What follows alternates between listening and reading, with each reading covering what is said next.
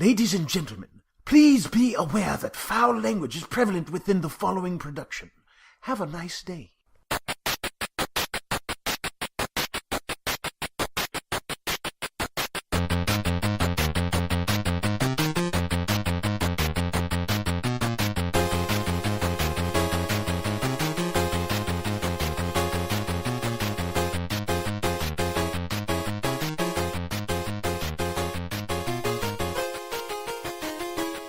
Hey everybody, welcome back to another episode of the Offender Podcast.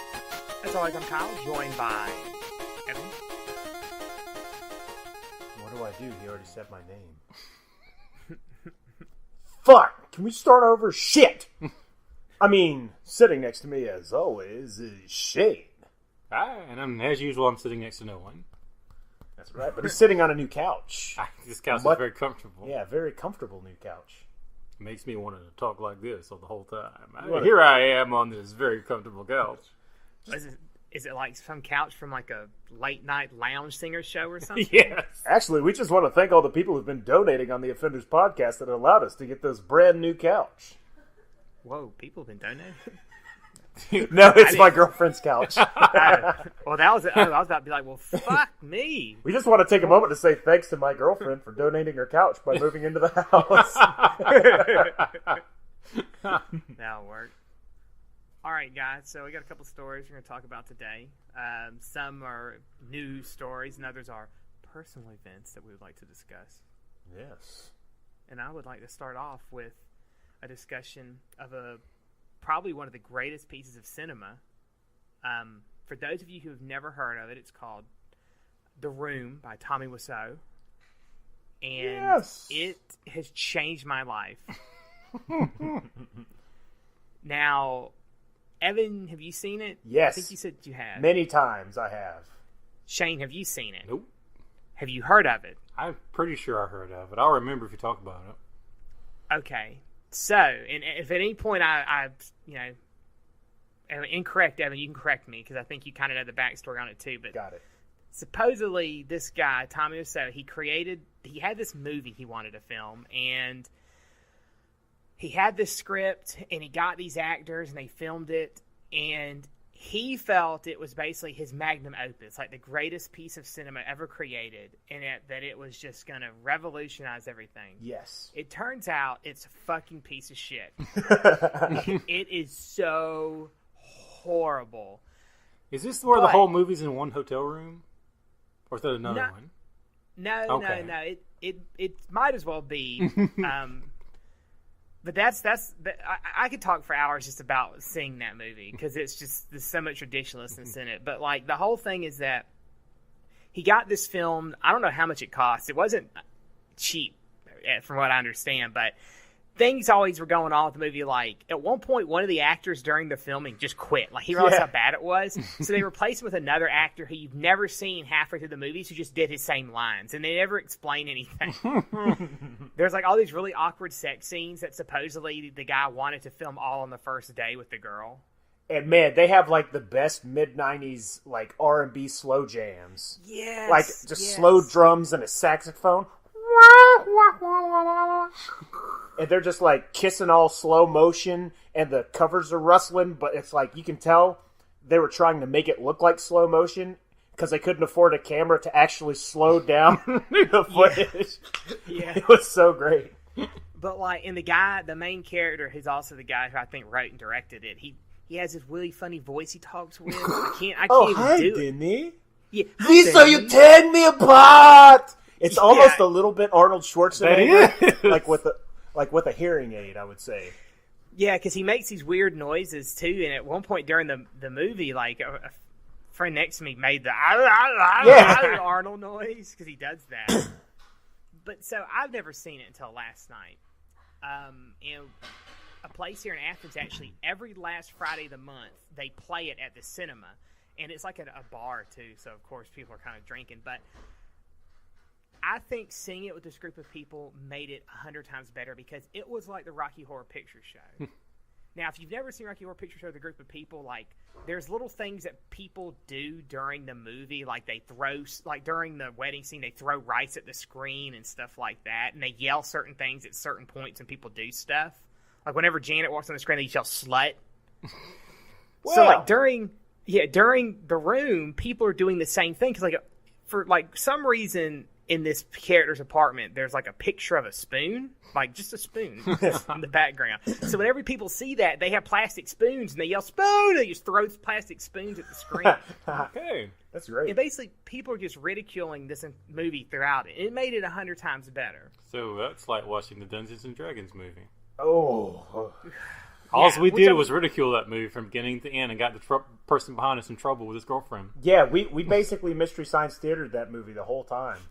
That's all you can do with a bad movie. Mm-hmm. And like a movie like this one, that's basically all you can do to remain sane throughout it. Because what makes it so great is that like the guy was so serious about the movie, like he really thought it was great. And then afterwards, when everybody was like, "This is a piece of shit," he came out and he's like, "Oh no, it was just a joke. It's a black comedy." Yeah, he tried to cover his tracks. Bless his No, little it's heart. not.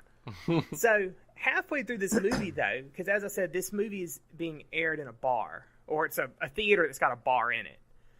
And I'm pretty sure, like myself and the people I went with, most of the people there had been drinking prior to arriving because the alcohol there is ridiculously expensive. So this guy was sitting next to my friend, and he just passed out. Like he was just face forward asleep. But his phone was sitting in the armrest next to him. And she realized it, and she basically got his friends who were sitting in front of him to take a picture of her just, like, hanging on him and, like, leaning in next to him and stuff. Awesome. And then, she kind of stopped, and then she was like, "I can't believe he just left his phone, like, unlocked here where anybody could activate it." And his friends were like, "Whoa, that's his phone?" She's like, "Yeah." They're like, "Hold on, give that here." So she hands it to him, and the next thing we see is they take his phone, and each one of them sticks it in their pants, and they just go down the line taking dick pics on this dude's phone. And then they start to pass it around the theater. Classic.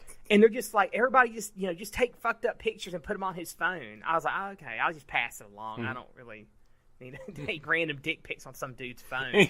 That's the American way, Kyle. Yeah, but what's great is that this dude did not wake up till the end of the movie, and I'm pretty sure that phone made its way around the entire fucking theater. I mean, the theater only could seat like 100, 150 people. Can you imagine the amalgam of ball smell that was on that phone when he answered? He's like, "Hello."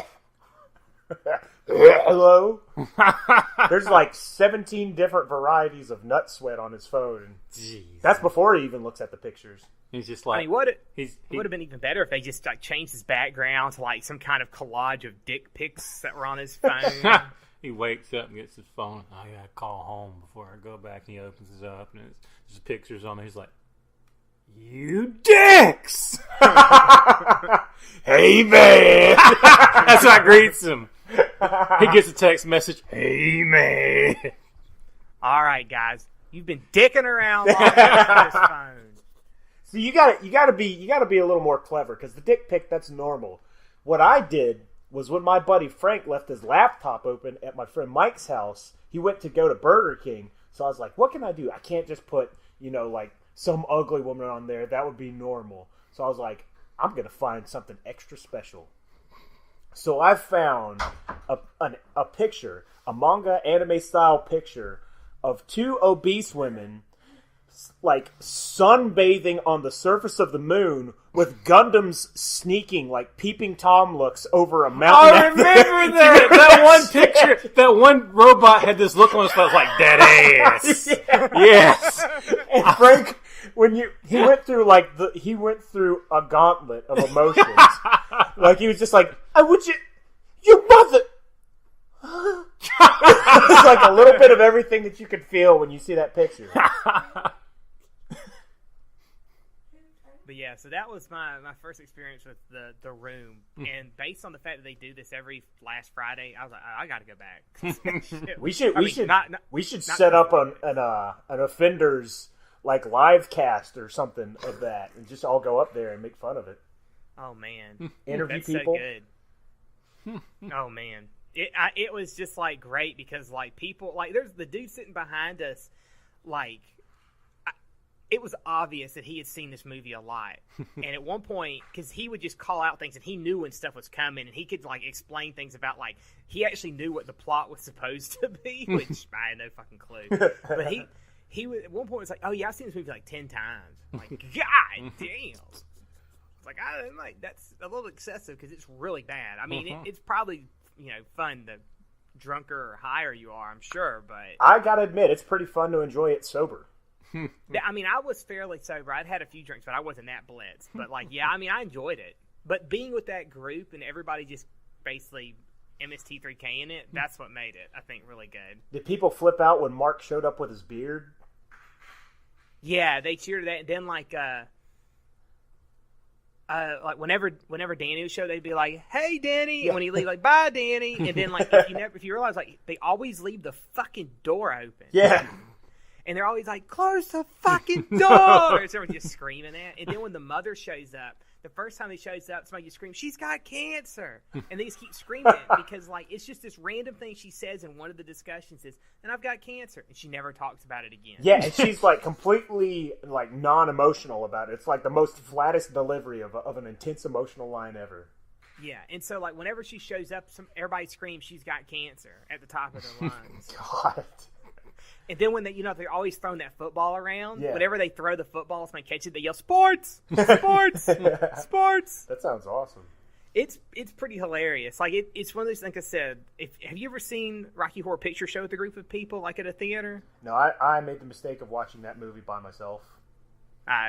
Well, when you see it with, a big group of people, there's a lot of stuff like that, and it's just so hilarious. It makes it that much more fun than, if you just see it by yourself. And I think that is kind of that way.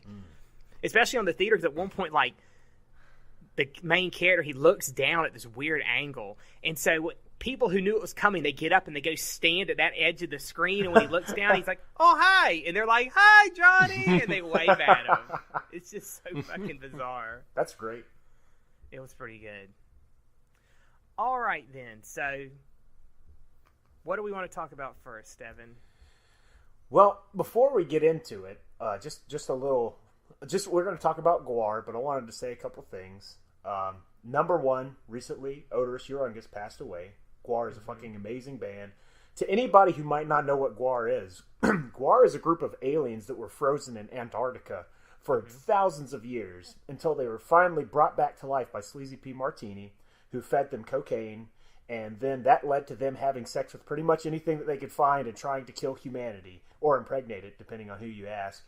And basically, they've been playing a hybrid of punk and metal for, 20-plus years.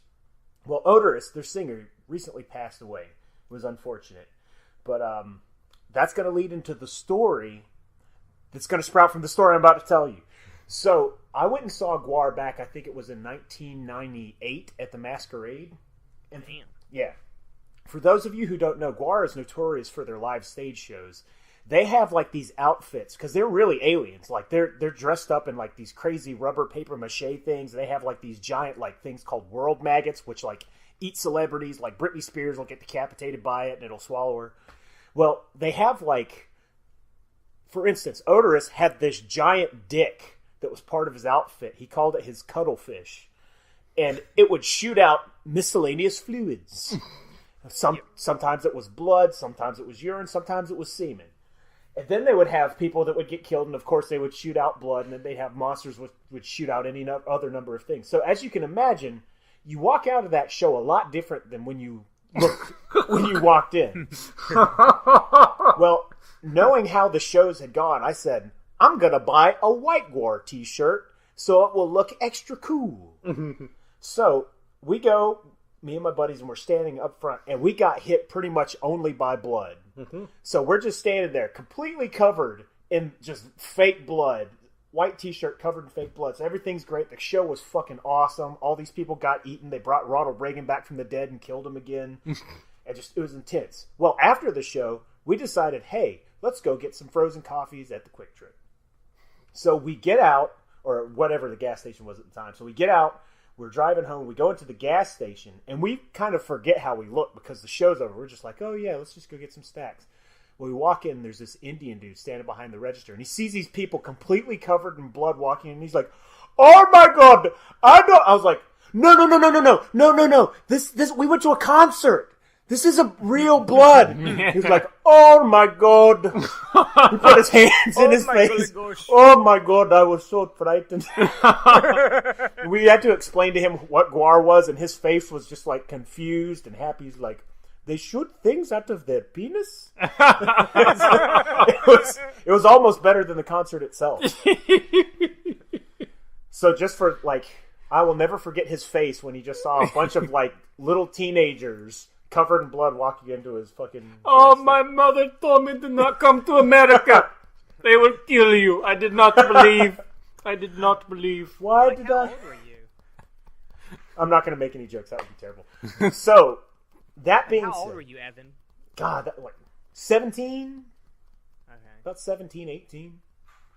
I still had the black car of Satan that I was driving everywhere. That got pulled over every day. But that being said, Odorous Urungus, their singer, just passed away. He had a Viking funeral, big, huge barbecue for his funeral, and, like, you know, all these cool bands playing and whatnot.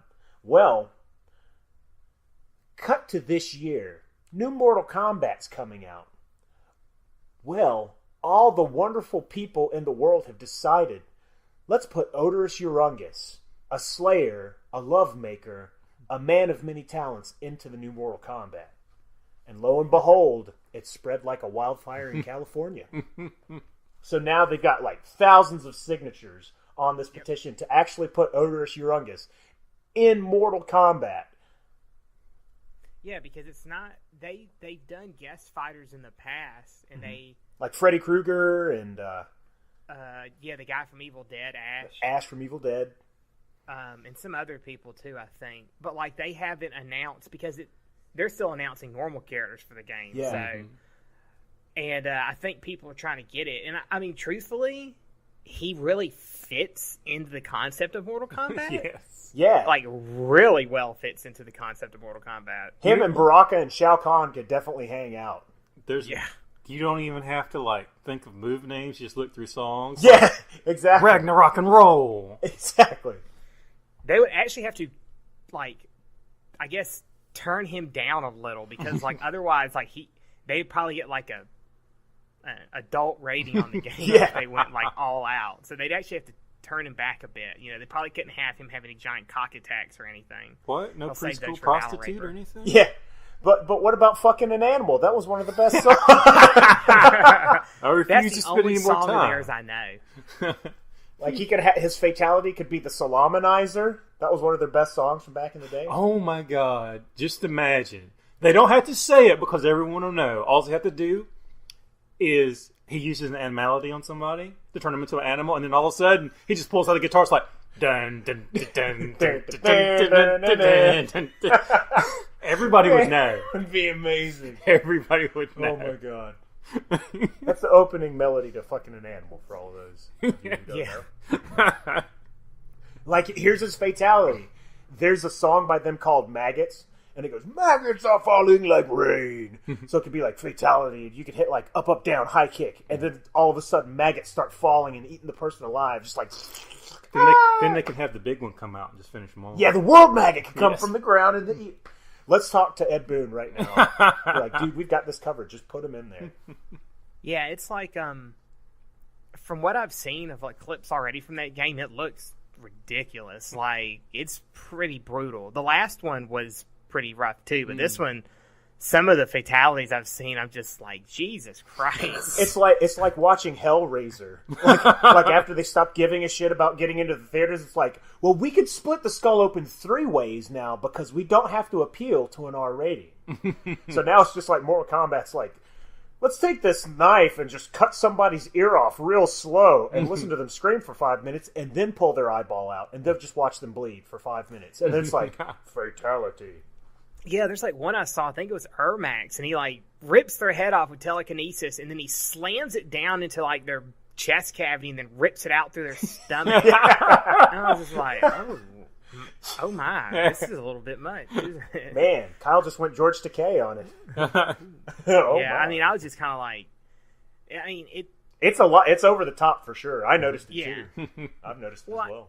I kind of think that's what they need to do with Mortal Kombat 2, because like that's what made it so popular when it first came out, was like, oh my god, you know, the blood and people's heads getting ripped off and the hearts and stuff being pulled out. And then I don't know what the fuck happened after about the third one. It just kind of went to shit. I will say that 9 pulled everything together. That last one that they came out with was fucking amazing. They really pulled it together for that. I agree. That's pretty amazing. And I think kind of what led up to that was it wasn't great, but the Mortal Kombat versus DC game, it had some pretty violent stuff in there too. Like my favorite fatality was the Joker's. Oh yeah. Who, like, he acts like he shoots them. He acts like he's going to shoot them with this gun, and then all of a sudden, like, it pops out with a bang thing, and then the person kind of like looks away, like, seriously. When they look back, he pulls out a real gun and he shoots them in the face. Oh wow! It's just like, yeah, it's like, whoa, that's a bit much. And I kind of think that started it getting back to the we need to go gory with this, and then 9 was just like, fuck it, who cares? If it doesn't sell, we're probably done anyways. That was fun. Really, they what had, else like, does NetherRealms do? The fucking that tower thing and like the adventures, and you'd open all the different crypts and get like character sketches. When they start including stuff like that, they make it a much more interesting game because you want to spend hours playing it. Until you get to fighting 3 Shao Kahns in a row in the fucking tower, then you just want to... you do the move that everybody in the world does. You get so angry that you try to rip your own controller in half. And you just go... "Arr!" And then you don't get it ripped in half, and you just get mad at yourself because you can't rip your controller in half. You're like, I'm an idiot! You know, yeah, those when fighting games do stuff like that, see, I think, like, people are like, oh, it's just a fighting game. To me, making a fighting game where somebody will continually play it, that's probably kind of hard, because it's not like it used to be back in the day where it's like, oh, let's get a group of people together, and you could probably sit there and play a fighting game for a long-ass time, because there's a group, and you're just alternating through people. But in this day and age where the average gamer is older and people are playing online, I think it's harder for people to stay interested in those, so they have to come up with these ways, like the Battle Tower, to make you want to keep playing. Like, and I thought theirs was pretty good. The only other one I felt was okay was Soul Calibur, but it got to be super tedious when you have to go, like, through all the shit with it to make the weapons and stuff. Dude, I played Soul Calibur just to look at Taki in that fucking outfit. She wore, like, a single layer of spandex, and that was her outfit, and a ninja mask.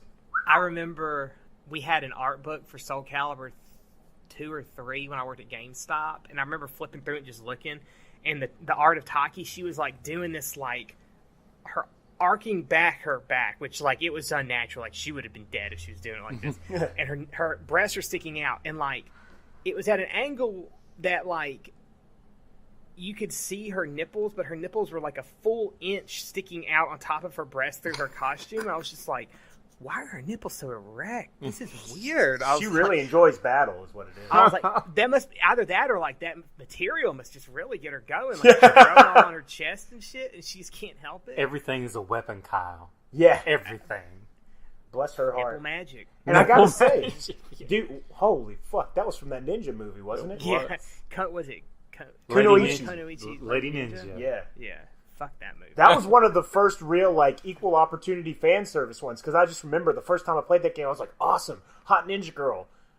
Why is there some weird guy with Freddy Krueger fingers and his butt sticking out? Valdo. And it's just like, that's some old man's butt. Weird. But then I was like, so they're appealing to people who like old man butt. Okay.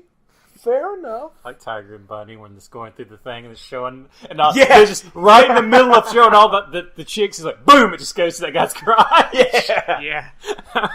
They're looking out, even that far back in the day. But yeah, so hopefully, maybe they'll get him in there in the new Mortal Kombat. It'd be great. Odorous Underwears or Odorous Urungus. Odorous Uranus. Yeah, that's the outer space version. From my understanding, the petition only has like 8,000 signatures right now, which that's a pretty good number. But it really, I guess, comes down to like licensing, like, because it's a persona. If Guar or the family of the guy who owns it will license it out, I'm pretty sure they would be 100% down. Well, they had a Viking wedding for him. I think they'd want him to be in Mortal Kombat. Yeah, he married a Valkyrie and then she said wedding, didn't Valhalla. God damn it. Fucking failure. A Viking wedding. Fucking funeral. Hold on.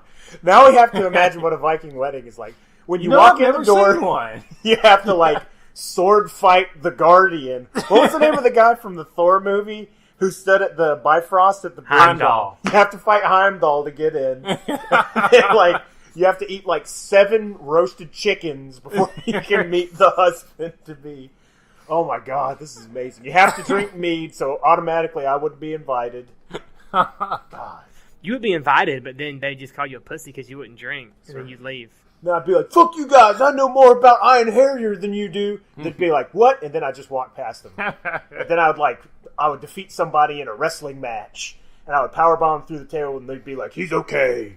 That just means more meat for me. I mean, he's okay. That means more meat for me. I was like the worst. Oh my Viking It was. god! I was thinking like the Swedish chef from fucking Muppet Show. That's exactly what that sounded. Popping in the corn. Which is very close to Bill Cosby, as a matter of fact. So maybe it's like some they're all related somehow. Oh my goodness! Back to Mortal Kombat, though. Okay, Kyle, I know you're not here, but I'm going to need you to raise your hand if you ever knocked off more than one head with Johnny Cage. Oh yeah, of course. You did? I remember the summer that game came out, standing at putt-putt, quarters lined on the top of that thing. When we heard about that rumor, we were like, we're standing here all fucking day until we knock off 2 heads with Johnny Cage. And we would just sit there, and it would be a swear fest because you would fuck it up, and you'd be like, damn it! Like, you might get the second fatality, but they would fall down before you could hit it, and you'd be like, fuck! I was so close! But that moment when you actually see the second head fall off, it was like you graduated high school. You know, you could hear fanfare like in Final Fantasy. Now you got me thinking of Putt Putt in the bowling alley when they got the new Mortal Kombat games, and there was just the guy there with the stack of computer paper where he printed off everything from the internet that he found out about the game to see if it's true. Can you not do it from the subway train? No. Okay, next one. Oh, this was real. Wow. Back in the day. Yep. That's hardcore. Mm-hmm. They had, like, Mortal Kombat was really successful. They had, like, multiple animated series. They had a live-action series that came on after WCW I remember Nitro. that. All right, well, hold on. Let's not say it was really successful because I don't think any of those things lasted more than a few episodes or a season. They tried to do a lot of stuff, but I don't really think they were super successful with it. Like, if they'd have been overly successful, it probably would have been, like, several seasons of it or something. Okay, let me rephrase that. They had some really good stuff that not a lot of people besides myself appreciated. Like I the live remember action. liking some of the live action. I remember being Dude, it good, was actually. badass. I remember it. Like, the being main good. dude was Kung Lao, I think, and they made some new original characters, and it was great. It was kind of like a Xena Hercules feel to it. And they made G.I. Joes. And Did you ever see the web series somebody had started a while back? oh, yeah. That was really good. God, that was awesome. Like, the Melina and Katana one, where it was like anime style, that was so awesome. I wasn't really feeling the Raiden too much, because it was another chance where it's like, oh, look, an old white guy. Exactly who needs to be playing Raiden. Yeah, the whitewashing they do. Yep. They need to, like... I would have been happier, this is a really subtle nerd joke, if they would have had a big fat man in a singlet with a fucking wrestling mask that blew green mist. I am Raiden! That was a character from Fatal Fury. Oh, He man. had the same name. I was like, that doesn't look like a thunder god to me. You know what they He need? fell down. Thunder Lips. Oh my god. There are so many great characters in old video games. Welcome to the Fight Palace. Oh, my God. Mondo. Mondo the Fat. Mondo the Fat. But we're digressing, I think. Yeah, a we little already... bit. That's rude to call him that. No, not that one. Why would you think that's him? What was the name of that game with Mondo the Fat in it? You had it on Sega Genesis. I did have it, but now I can't remember. Fight Fever? Fight No. something? I've never heard of that guy. I've never heard of that game either. You could just It had- Google it Mondo had the Fat. and Mondo, yeah, you'll find it. There was the guy that had no legs called Stump. I remember that. That's so inconsiderate. And then there was the chick with the hair that turned into a snake. She had like the ponytail. Oh, P.S. One of our listeners, Jamie, was actually screaming at her iPod the name of the wrestler from the last episode, and I forgot it again. Oh, No, I'm just kidding. okay. It was Ron the Truth Killings. That was his name, the Truth, our Truth. But his name was originally K-Quick. So thank you for screaming at your iPod or phone or whatever you listen to it on, Jamie. Was Mondo the Fat like this guy that had like a face on his Yes! That's him! What's the game? Slaughter Sport? Slaughter Sport. Okay. Gore had a song called Slaughterama. There's another fatality. It all comes together. All right, then. Well, still kind of talking about wrestling, I guess you could say. We want to talk about a great wrestler. One of my favorites from back in the day. Mr. Mick Foley. Bang bang! Kakutetsu. Man, the fucking legend. And not only that, a supremely nice guy. A frugal man who still carries, even in his multi-million-dollar status, all of his clothes in a garbage bag when going on planes. Really? Yeah. He's like super frugal guy. There's a funny story you can hear him tell on Stone Cold Steve Austin's podcast about the night that he got tired of spending $25 a night on shitty hotel rooms.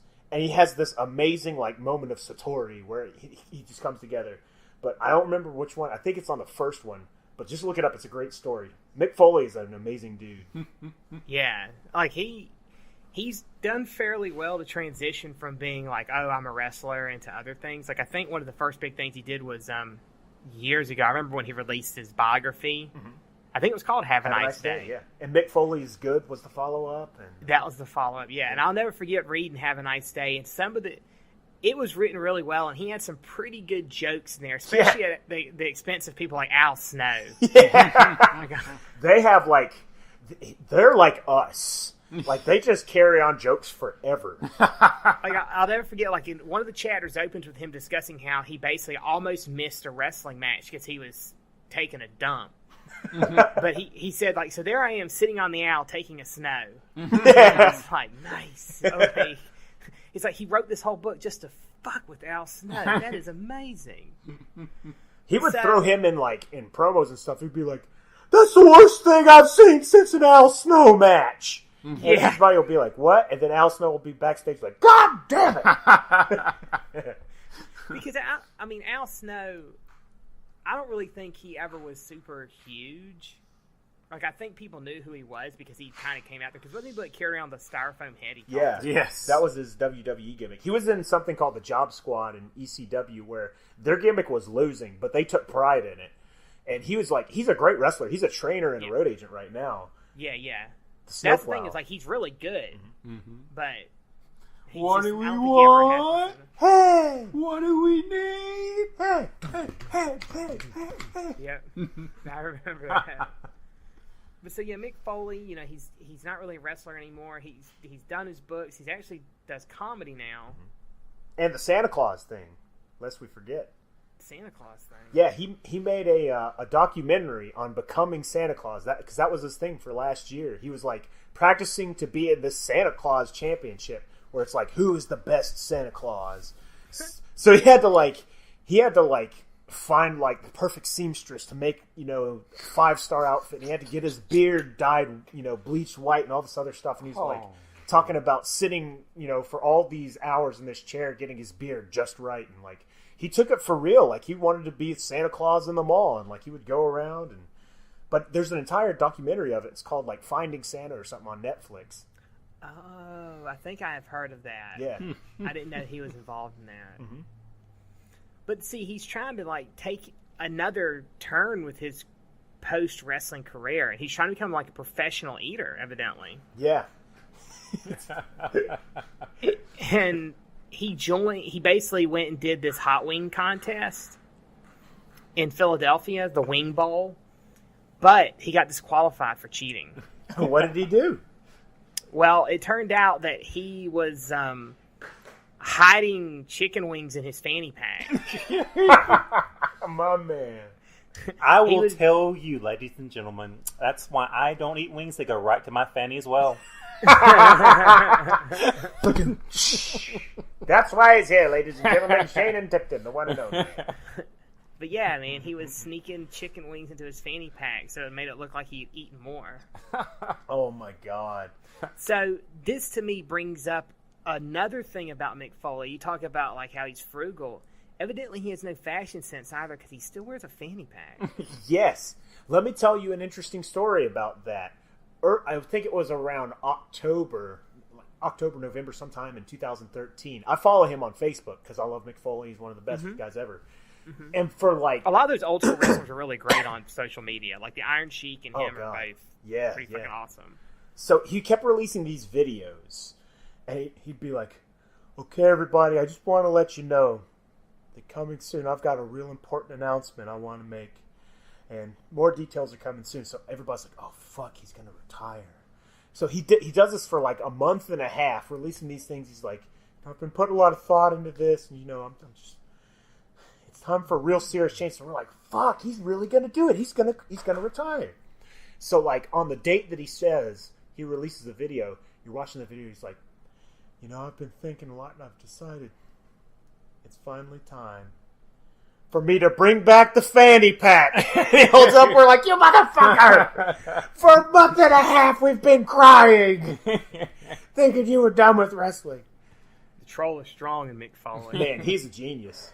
He doesn't wrestle anymore, though, does he? Like he does shows every now and then, but I don't think he gets too much in the ring. I think most of it is like appearances. He might take a bump here and there, but yeah, he's pretty messed up from all the stuff that he did. I mean, fuck, he's got his ear ripped off. He could have retired after having his ear ripped off in Germany.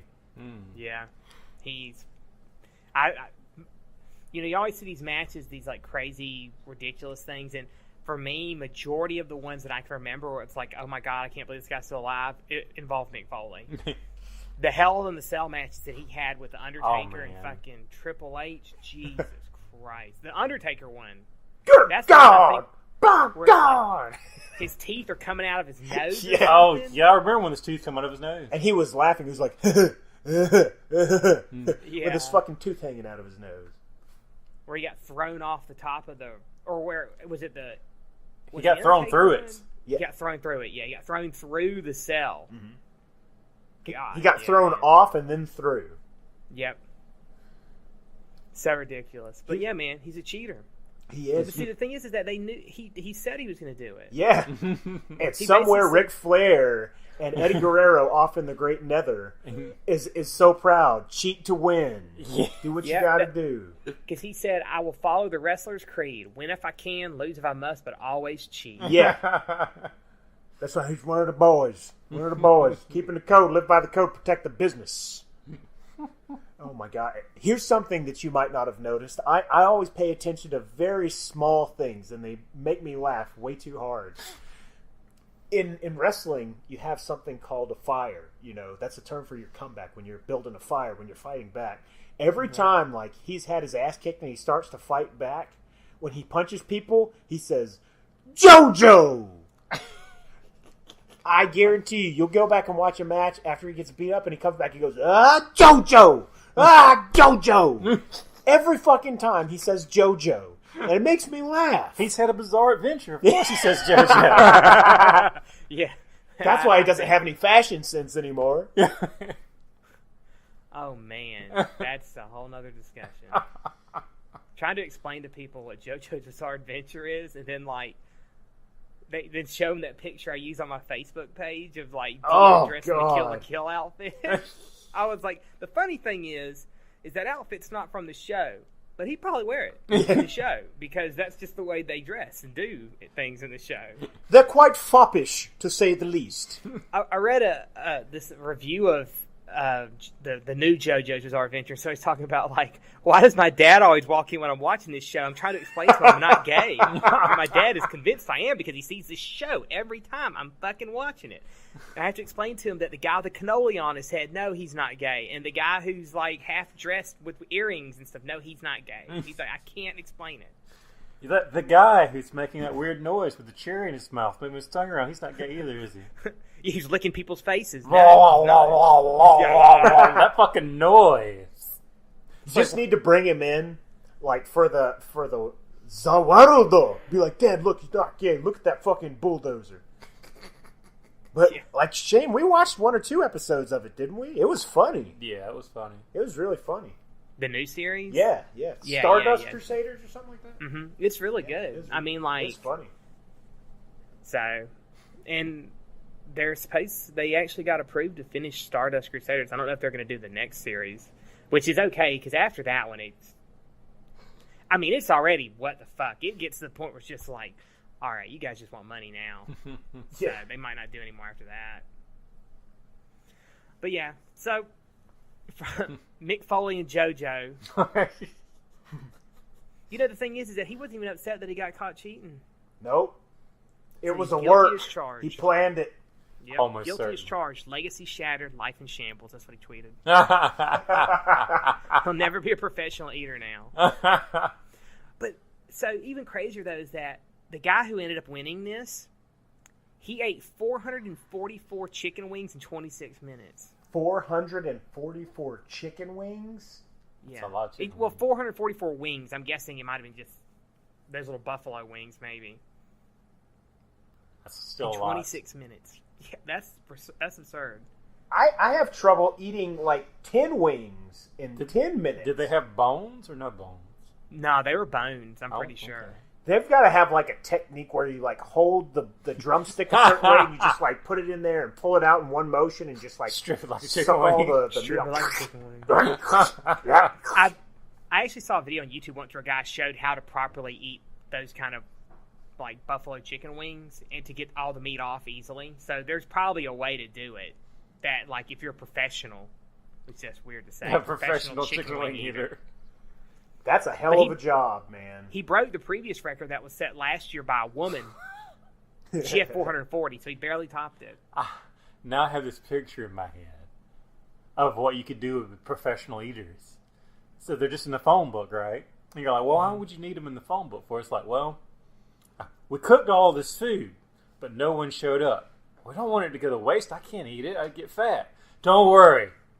I'll call a professional. They just show up and eat it for Yeah, us. like goodie tables at work. It's just like, fuck, we have all this goulash left over that Jimmy brought in. Goulash. All this baba ganoush is left over. Who's going to eat all this? I can't think of another word. Oh, that's a shame because you're doing great. Yeah. Who's going to eat these chickpeas? Oh my god. You know, here's a question I have. So, with this is food related, kind of goes into something else. Evan, I know you're kind of and this kind of gives you too, Shane. Like, I know you guys maybe don't have like a broad palette of foods that you eat. That's Correct. very true. We have like 7 things that we choose from. How do you guys feel about seafood? I'll eat it. Yeah. I like rainbow trout and salmon. Okay. What about like clams? I've never had any. Not I don't really think. a fan of the seafood clam. Oh, so not even like steamed clams? Because I knew where he's going. I was just As soon waiting. as he said clam. I knew where it's going. because Gwyneth Paltrow's been steaming her clams. She's telling other women they should do it too. Oh, so evidently somebody, I'm pretty sure it was in LA, because this is the only place that some fucking psychopath would come up with something like this, realized that, you know, if you're a woman, and I guess if you've had a lot of action over the years, maybe, you start to get kind of loose, and you don't feel kind of as vitalized as you used to be. But this guy figured out he could blast a bunch of steam up your cooch, and it'll help fix your bag. Can you just say that sentence one more time? You can blast a bunch of steam up your cooch and fix your bag. That's going to be our first T-shirt. The front will say, the back will say, blast a bunch of steam up your cooch. That does sound like an offender's thing. Oh my god.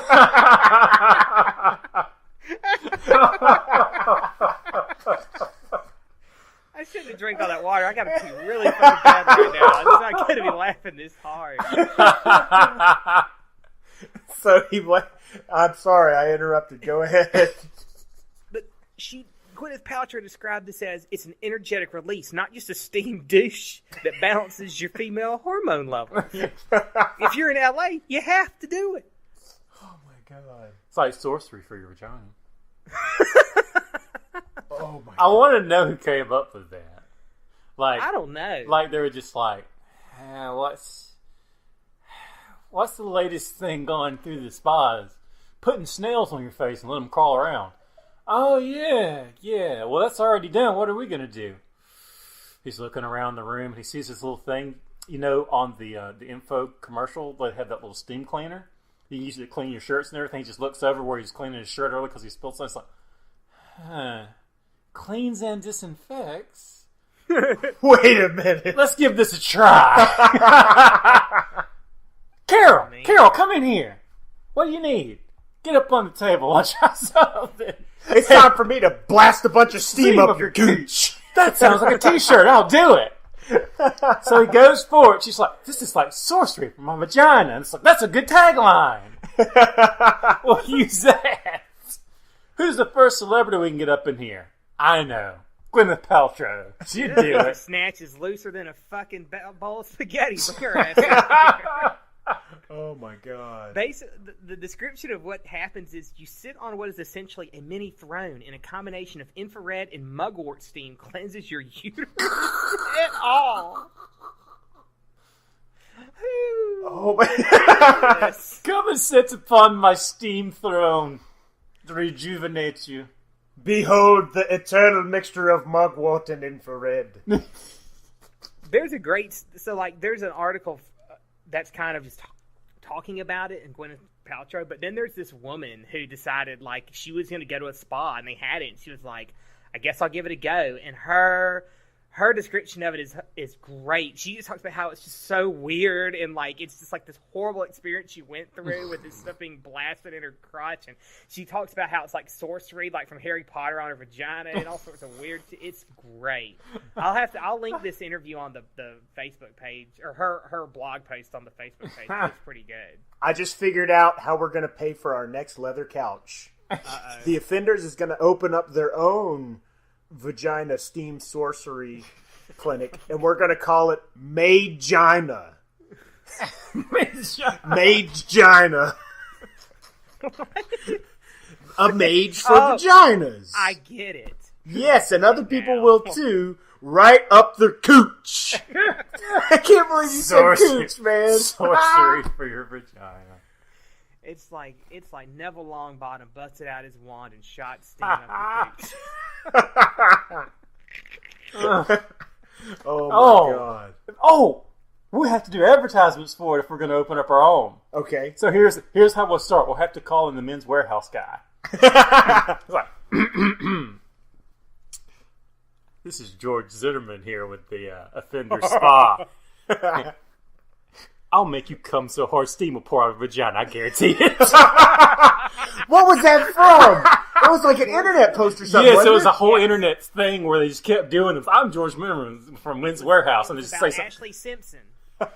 They were all about, everyone was about Ashley Simpson, and it was just like, Ashley, I'll fuck you so hard I'll magnetize your nose ring and shit like that. It was posted on Fires of Heaven years ago. But it's still legendary. Like, people still God. reference George Zimmerman's I Guarantee It stuff, because that's what it was. It's they were supposed to be fantastic. about. It's fantastic. Gwyneth Paltrow is like always talking about her stuff in the news. Because I remember like last year she went on David Letterman or something, and she was talking about how difficult it is to buy panties with a full bush. And I was like, home team, all right, well done. And everybody's She's some open hippie LA bitch. She's just one of those people who's just like, I'm famous, so I'm just going to talk about my snatch all day. well, she's not as open as she used to be, thanks to the vagina. Do you think the other way they came up with it was just like, it's like, what are we going to do? I don't know. What did you used to do? I sold carpet cleaners. Close enough. Those are steam powered, right? God. I know what to do with that. What if the guy who came up with this, he used to own a carpet steaming business, and he just got out of it. And he was like, all these people with hardwood floors, what am I going to do with these carpet steamers? I'll just blast the steam up some women's vaginas. They don't have carpet anymore. Dude, I gotta say, maybe there'll be like some before and after pictures Oh God. So I got to say, when it comes to this, I have some great expectations.